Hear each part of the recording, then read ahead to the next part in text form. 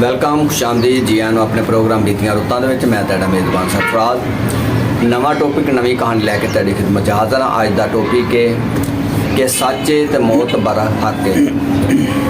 ਤੇ ਕੋਈ ਇਨਸਾਨ ਹੁੰਦਾ ਹੈ ਉਹਨੂੰ ਨਾ ਮੌਤ ਤੋਂ ਬਹੁਤ ਜ਼ਿਆਦਾ ਡਰ ਲੱਗਦਾ ਹੈ। ਇੰਨਾ ਕਿ ਡਰ ਲੱਗਣ ਲੱਗ ਪੈਂਦਾ ਜਾਂ ਮੌਤ ਨੂੰ ਆਪਣੇ ਉੱਤੇ ਇੰਨਾ ਤਾਰੀ ਕਰ ਲੈਂਦਾ, ਇੰਨਾ ਖੌਫ ਉਹਦੇ ਜ਼ਿਹਨ ਦੇ ਵਿੱਚ ਬਹਿ ਜਾਂਦਾ ਹੈ ਕਿ ਉਹ ਕਹਿੰਦਾ ਕਿ ਯਾਰ ਉਹ ਹੱਸਣਾ ਬੋਲਣਾ ਸਾਰਾ ਕੁਝ ਛੱਡ ਦਿੰਦਾ, ਖੁਸ਼ੀ ਕਰਨਾ ਵੀ ਛੱਡ ਦਿੰਦਾ ਹੈ, ਕਮਾਈ ਕਰਨਾ ਵੀ ਛੱਡ ਦਿੰਦਾ ਹੈ ਕਿ ਯਾਰ ਮੇਰਾ ਕਿਹੜੇ ਕੰਮ ਹੈ ਸਾਰਾ ਕੁਝ। ਤੇ ਬੜਾ ਉਦਾਸ ਜਿਹਾ ਤੇ ਚੁੱਪ ਉਹਨੇ ਰਹਿਣਾ।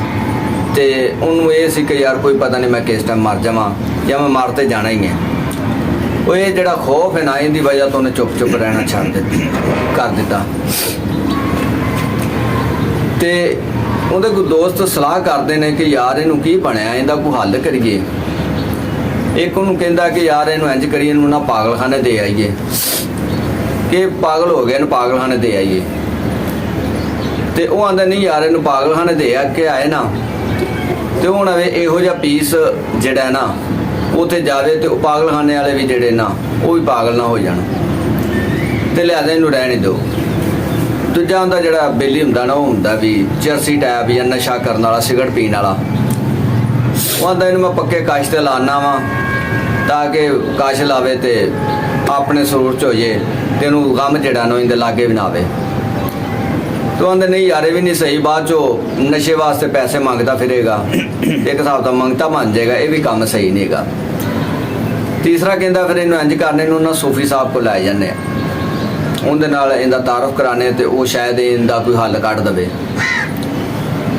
ਉਹ ਜਾ ਕੇ ਉਹਨੂੰ ਸੂਫੀ ਕੋਲ ਲੈ ਜਾਂਦੇ ਨੇ ਤੇ ਜਾ ਕੇ ਸੂਫੀ ਸਾਹਿਬ ਨੂੰ ਮਸਲਾ ਸਾਰਾ ਦੱਸਦੇ ਨੇ।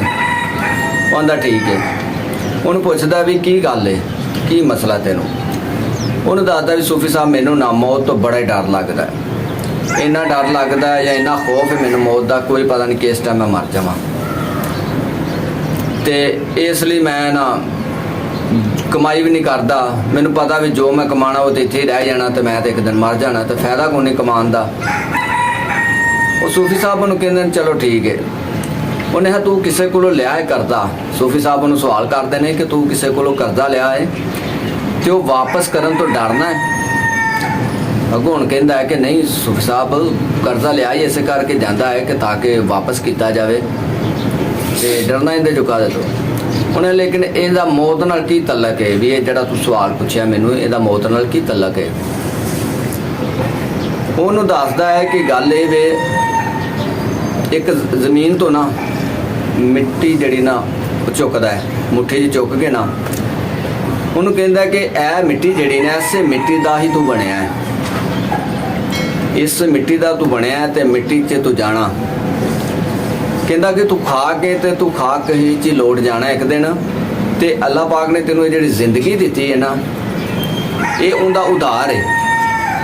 ਇਹ ਅਸੀਂ ਉਹਨੂੰ ਵਾਪਸ ਕਰਨੀ ਅੱਜ ਕਰੀਏ, ਕੱਲ ਕਰੀਏ, ਪਰਸੋਂ ਕਰੀਏ, ਇਹਦਾ ਕੋਈ ਪਤਾ ਨਹੀਂ ਕਿਸ ਟਾਈਮ ਉਹ ਸਾਡੇ ਕੋਲ ਇਹ ਜ਼ਿੰਦਗੀ ਜਿਹੜੀ ਨਾ ਵਾਪਸ ਲੈ ਲਵੇ। ਤੇ ਸਾਡਾ ਜਿਹੜਾ ਬਦਨ ਹੈ ਉਹ ਖਾ ਕੇ ਤੇ ਇਹਨੇ ਖਾਕ 'ਚ ਮਿਲ ਜਾਣਾ ਹੈ। ਤੇ ਤੂੰ ਜਿਵੇਂ ਜ਼ਿੰਦਗੀ ਬਸਰ ਕਰੇਗਾ ਅਸੀਂ ਉਹਦੇ ਉਧਾਰ ਜਿਹੜਾ ਨਾ ਉਹ ਸਾਡੇ ਤੋਂ ਹੁੰਦਾ ਜਾਂਦਾ ਹੈ। ਤੇ ਇਸ ਲਈ ਅਸੀਂ ਇੱਕ ਨਾ ਇੱਕ ਦਿਨ ਉਹਨੂੰ ਜ਼ਿੰਦਗੀ ਜਿਹੜੀ ਵਾਪਸ ਕਰਨੀ ਹੈ। ਤੇ ਤੂੰ ਇਸ ਜਿਸਮ ਨੂੰ ਆਪਣੀ ਮਲਕੀਅਤ ਜਿਹੜੀ ਨਾ ਸਮਝਣਾ ਖਤਮ ਕਰ ਦੇ। ਇਹ ਤੂੰ ਇਹਨੂੰ ਸਮਝਿਆ ਆਪਣੀ ਮਲਕੀਅਤ, ਤੂੰ ਇਹਨੂੰ ਇਹ ਸਮਝੇ ਕਿ ਇਹ ਅੱਲਾਹ ਪਾਕ ਨੇ ਮੈਨੂੰ ਇੱਕ ਉਧਾਰ ਸ਼ੈ ਦਿੱਤੀ ਹੈ, ਉਧਾਰ ਜਿਸਮ ਦਿੱਤਾ ਹੈ, ਇੱਕ ਦਿਨ ਉਹਨੇ ਵਾਪਸ ਲੈ ਲੈਣਾ। ਇਹਨੂੰ ਖਤਮ ਕਰ ਦੇ ਤੇ ਤੇਰਾ ਜ਼ਿਹਨ ਜਿਹੜਾ ਫਰੈਸ਼ ਹੋ ਜਾਏਗਾ। ਉਹ ਇਹਨਾਂ ਚੀਜ਼ਾਂ ਤੇ ਗੌਰ ਕਰਦਾ ਹੈ। ਤੂੰ ਕਹਿੰਦਾ ਵੀ ਸੂਫੀ ਸਾਹਿਬ ਗੱਲ ਤੁਹਾਡੀ ਠੀਕ ਹੈ ਤੇ ਅੱਜ ਤੋਂ ਬਾਅਦ ਜਿਹੜਾ ਮੌਤ ਦਾ ਖੌਫ ਜਿਹੜਾ ਨਾ ਉਹ ਮੈਂ ਨਹੀਂ ਆਪਣੇ ਤੇ ਲਿਆਵਾਂਗਾ। ਮੌਤ ਦਾ ਖੌਫ ਹੋਣਾ ਵੀ ਚਾਹੀਦਾ ਕਿ ਡਰ ਹੋਣਾ ਵੀ ਚਾਹੀਦਾ, ਲੇਕਿਨ ਰੱਬ ਦਾ ਅੱਲਾਹ ਪਾਕ ਦਾ ਡਰ ਜਿਹੜਾ ਨਾ ਉਹ ਇਨਸਾਨ ਦੇ ਦਿਲ 'ਚ ਹੋਣਾ ਚਾਹੀਦਾ। ਤੇ ਮੌਤ ਹੀ ਜਿਹੜੀ ਹੈ ਉਹ ਅਗਰ ਯਾਦ ਹੋਏ ਤੇ ਇਨਸਾਨ ਬੇਸ਼ੁਮਾਰ ਜਿਹੜੇ ਐਸੇ ਗੁਨਾਹ ਨੇ ਕਿ ਜਿਹੜੇ ਨਹੀਂ ਕਰਨ ਵਾਲੇ ਉਹਨਾਂ ਨੂੰ ਸੋਚ ਕੇ ਆਪਣੀ ਮੌਤ ਨੂੰ ਤੇ ਉਹ ਨਹੀਂ ਕਰਦਾ।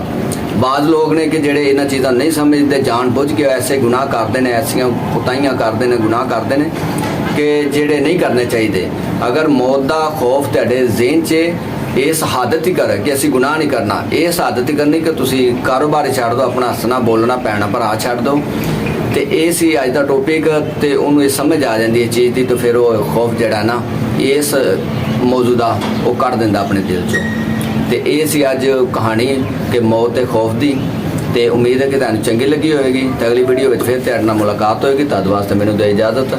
ਅੱਲਾ ਨਿਗਹਿਬਾਨ। ਪਾਕਿਸਤਾਨ ਜ਼ਿੰਦਾਬਾਦ। ਪਾਕ ਫੌਜ ਪਾਇੰਦਾਬਾਦ।